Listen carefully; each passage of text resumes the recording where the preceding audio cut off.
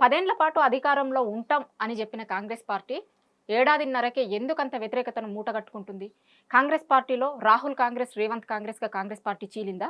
ఎందుకు ఇప్పుడే కాంగ్రెస్‌లో బీసీల రచ్చ నడుస్తుంది? అనేక అంశాల మీద మాట్లాడేందుకు మనతో పాటు అడ్వకేట్ శరత్ ఉన్నారు. శరత్ గారు నమస్తే అండి. నమస్కారం అండి. 10 ఏళ్లు అధికారంలో ఉంటాం, 10 ఏళ్లు మాదే అన్నారు రేవంత్ రెడ్డి. ముందు నుంచి కూడా అధికారంలోకి వచ్చినప్పటి నుంచి చెప్తుర్రు. ఈ సంవత్సరం కాదు, ఈ ఇయర్ కాదు, నెక్స్ట్ ఇయర్ కూడా మేమే అధికారంలో ఉంటాం, 10 ఏళ్లు మాదే అన్నారు.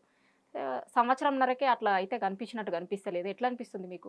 కరెక్ట్. నేను మిమ్మల్ని ఒక చిన్న ప్రశ్న అడగొచ్చా? హ్మ్. మీ ఎడ్యుకేషనల్ బ్యాక్‌గ్రౌండ్‌లో సైన్స్ ఉందా మీకు? ఉందండి. ఏం సైన్సెస్? లైఫ్ అంటే సైన్సెస్ ఉంది. లైఫ్ సైన్స్ అంటే మీరు బయాలజీ చదువుతారు కదా! హ్మ్. ఎక్కడన్నా ఏ జలగన్నా హ్మ్.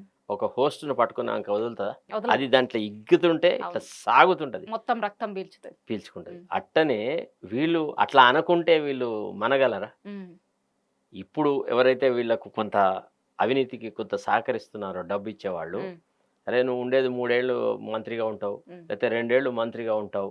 నీకు మేము గిన్ని డబ్బులు నీ మీద మేము పెట్టుబడి పెడితే మాకేం లాభం? హ్మ్. అని అడుగుతారా? అడగరా? అడుగుతారు. పెట్టుబడి అడుగుతారు. పెట్టేవాడు. హ్మ్. సో, మేము 10 ఏళ్ళు ఉంటాము అని చెప్తే కదా ఎక్కువ డబ్బులు దండుకునేది. హ్మ్. సో, అది ఆ కోణంలో మాట్లాడింది తప్ప, హ్మ్. వీళ్ళ పరిపాలన యొక్క ఆలోచనా సరళితో గాని, ప్రజాహితమైన కార్యక్రమాలు చేసిన ద్వారా గాని, వాళ్ళు ఎట్లా 10 సంవత్సరాలు ఉంటా అన్న కాన్ఫిడెన్స్ వాళ్ళకుంది? హ్మ్. ఏం చేసినారని ఉంటది చెప్పండి ఒక మాట? హ్మ్. ఇప్పుడు ప్రజలు ఏదైనా కొంత మేలు కోసం ఎక్స్‌పెక్ట్ చేస్తారు గదా! హ్మ్.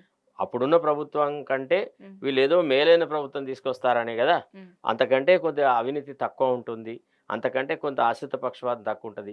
ఎంతో కొంత బీసీలకు, ఎస్సీలకు, ఎస్టీలకు న్యాయం జరుగుతది అని అనుకున్నారు గదా! హ్మ్. ఎంతసేపు ఏం చెప్పి ఎట్లా బదనాం చేస్తున్నారు బీఆర్ఎస్ గురించి మాట్లాడుతూ. హ్మ్. గుప్పెడు దొరలు, గుప్పెడు వెలమోళ్ళకి మొత్తం పరిపాలన అంతా వాళ్ళ చేతికొచ్చింది. హ్మ్. వాళ్ళు కాళేశ్వరం అది ఇది చేసినారు. ఆ కుటుంబం చాలా ఆర్థికంగా అభివృద్ధిలోకి వచ్చిందని ఒక కుటుంబం మీద ఒక దాడి చేసేసి ఒక రకమైన రాజకీయ ఆహ్, అరంగేట్రం హ్మ్. చేసినారు. ఒక రాజకీయమైనటువంటి ఒక కక్ష సాధింపు చర్యలు, హ్మ్. తర్వాత రాజకీయంగా ఒక దుష్ప్రచారం చేసినారు. హ్మ్.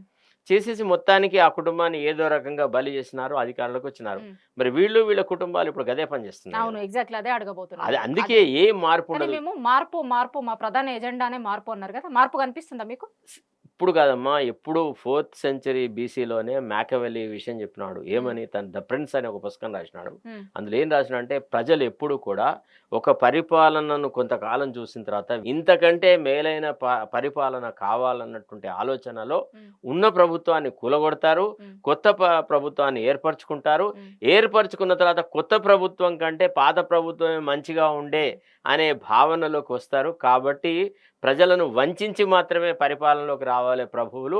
ప్రజలను సంతృప్తిపరిచి ప్రభువులు అధికారంలోకి రాలేరని హ్మ్. వాడు ఎప్పుడో చెప్పినవాడు.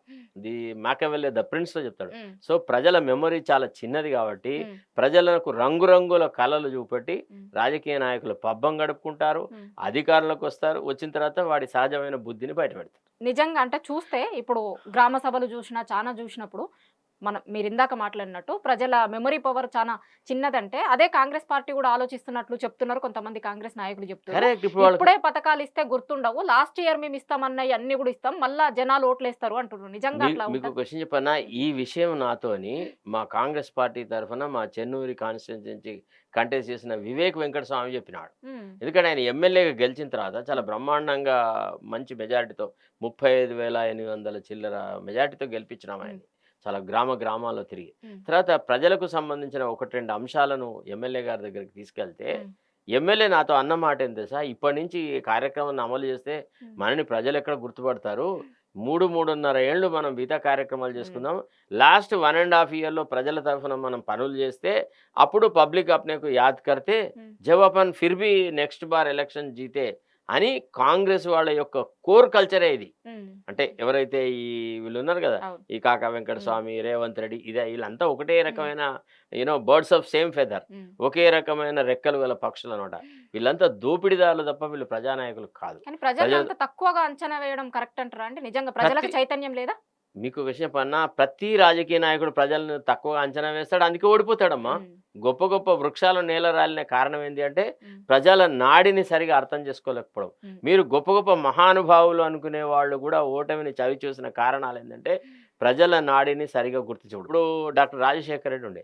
జన్నత్ హుసేన్ ఆయన పర్సనల్ సెక్రటరీగా ఉండే. హ్మ్. ఎందుకు?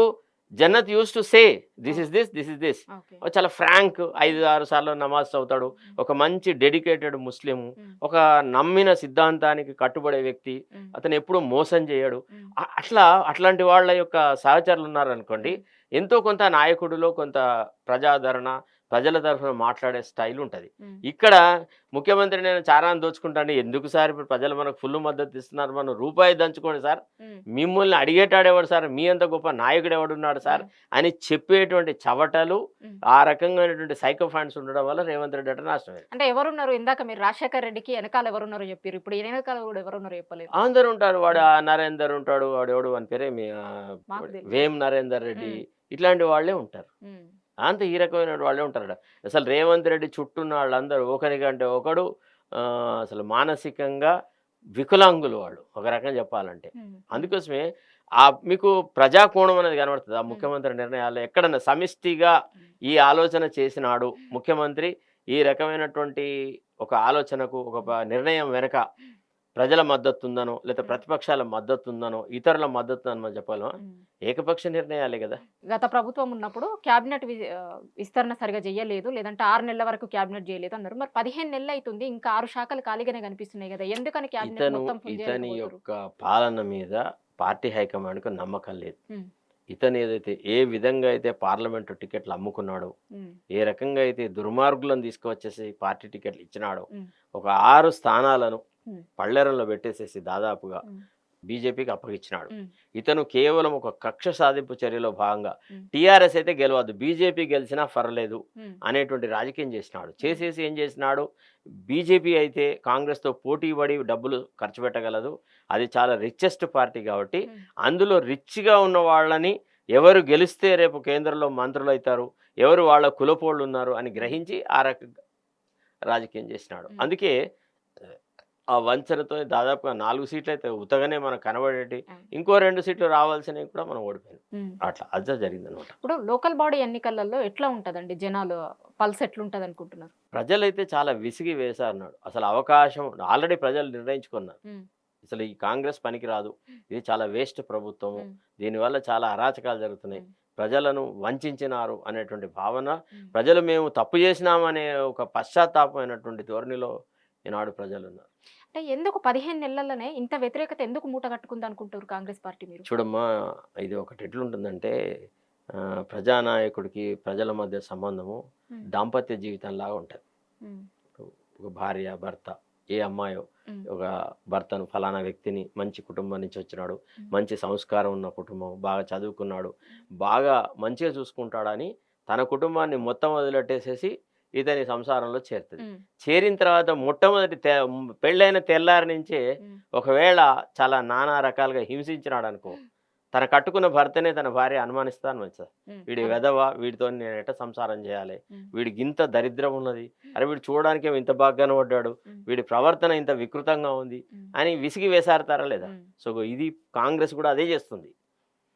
5 సంవత్సరాల వరకు, 5 సంవత్సరాల లోపల తర్వాత కాంగ్రెస్ అంటే బీఆర్ఎస్ కంటే బ్రహ్మాండమైన కార్యక్రమాలు చేస్తాని ఒక రంగుల కళ అభయహస్తం అనే దాన్ని చూపెట్టేసేసి 6 గ్యారంటీస్ అని అవి ఇవి అని చెప్పినారు. ఏ రకమైనటువంటి వాగ్దానం చేస్తే ఏ రకమైన ప్రజలు కాంగ్రెస్కు దగ్గరికి వస్తారో గమనించి అది ఆచరణ యోగ్యమా కాదా, అందుకు సరిపడేని నిధులు కేటాయించగలమా లేదా అనే బేరీజు వేసుకోకుండా ఒక ఏంటంటే ఒక చందమామ కథలాగా, చందమామ పుస్తకం లాగా తయారు చేసేసి ప్రజలకు అభయహస్తం ఇచ్చినారు. ఎన్నికైన తెల్లారి నుంచి అభయహస్తం చదివిన వాళ్ళు లేడు, అభయహస్తం గురించి మాట్లాడినాడు లేదు. ముఖ్యమంత్రి నోట ఎన్నడని అభయహస్తం గురించి మాటలు వచ్చినాయి. 6 గ్యారంటీస్ అంటాడు కానీ అభయహస్తంలోని ఫలానా అంశం మీద ఫలానా అంశాన్ని ఫలానా దశలో అమలు పరుస్తా అని చెప్పగా మీరు విన్నారా? సో అది జరుగుతుంది అనమాట. మామూలుగా వీళ్ళు కూడా పాలిటిక్స్ లో ఉన్నోళ్ళు, ఏం కొత్తగా పాలిటిక్స్ లోకి వచ్చింది కాదు రేవంత్ రెడ్డి, ఆ రోజు కొత్తగా రాజకీయంలోకి వచ్చిన వ్యక్తి కాదు. పిసిసి చీఫ్ గా ఆ రోజు ఎన్నికలకు పోయినప్పుడు మేము చేస్తాము, ఇది చేస్తాము, అది చేస్తాము అని చెప్పారు కదా. నిజంగా రాష్ట్ర బడ్జెట్ మీద అవగాహన లేకుండానే ఇవన్నీ ఆయనకు అన్ని తెలుసమ్మా. ఆయనకి ఎప్పటి నుంచో అధికారం కావాలా కావాలా అని తహతహలాడుతూ ముఖ్యమంత్రి అవడమే ఆయన జీవిత లక్ష్యం కాబట్టి ఆ పదవి సాధించడానికి నేను ఎంతైనా దిగజారుతా, ఎన్నైనా అబద్ధాలు మాట్లాడతా అనేటువంటి ఒక ధోరణిలో ఆయన తన ప్రవర్తన ఉంది. ఆయన ఏదో కాంగ్రెస్ను ఉద్ధరించడానికి రాలేదు, ఏదో రకంగా ముఖ్యమంత్రి కావాలి. ఇది కాంగ్రెస్ పార్టీలో అయితే సాధ్యమవుతుంది. కాంగ్రెస్లో తన ప్రత్యర్థులు ఎవరున్నారు వాళ్ళని గ్రహించినారు. వాళ్ళ నాయకత్వపు లక్షణాలను క్రమక్రమంగా దెబ్బకొడుతూ వచ్చినారు. వాళ్ళని రాజకీయంగా వీకెండ్ చేస్తూ వచ్చినారు. తర్వాత పార్టీలో డైరెక్ట్గా రాహుల్ గాంధీతో ర్యాపోర్ట్ సంపాదించాడు. ఆ కేసీ వేణుగోపాల్ వాడు వీడితోని వాళ్ళ ద్వారా రాహుల్ గాంధీ పేరు వాడుకొని బ్లాక్మెయిల్ చేసినాడు అందరినీ. అట్టా అన్ని తెచ్చుకున్నాడు అంతే. కానీ అదే కేసీ వేణుగోపాల్ నిన్ననో మొన్ననో వీళ్ళకి క్లాస్ తీసుకున్నాడు. అసలు ఎందుకు ఏడాదిన్నరలోనే ఇంత వ్యతిరేకత తెచ్చుకున్నాడు అని వాళ్ళంతా బెనిఫిషరీస్ అమ్మ. వాళ్ళు ఇక్కడికి వచ్చేది డబ్బులు వసూలు తీసుకొని పోవడానికి. ఎవరు? ఎవడైనా కాంగ్రెస్ అబ్జర్వర్స్ ఢిల్లీ నుంచి వచ్చే నాయకులు వీళ్ళు ఏం వ్యాపారాలు చేస్తున్నారమ్మా? వీళ్ళకి ఇంత కోట్ల ఆస్తులు ఎక్కడనే చెప్పండి. కేసీ వేణుగోపాల్కో ఈ దీపాదాస్ మున్షికో వీళ్ళంతా ఏం చేసినారమ్మా? ఏ వ్యాపారం చేసి ఇంతకని సంపాదించినారు? వాళ్ళ లావిష్ జిందగీలు చూస్తే ఏమున్నది? వీళ్ళు రాష్ట్రాలకి అడ్వైజర్లు అవుతారు, రాష్ట్ర కార్యనిర్వహణ చేస్తారంటే ఇదే పనులు చేస్తారు.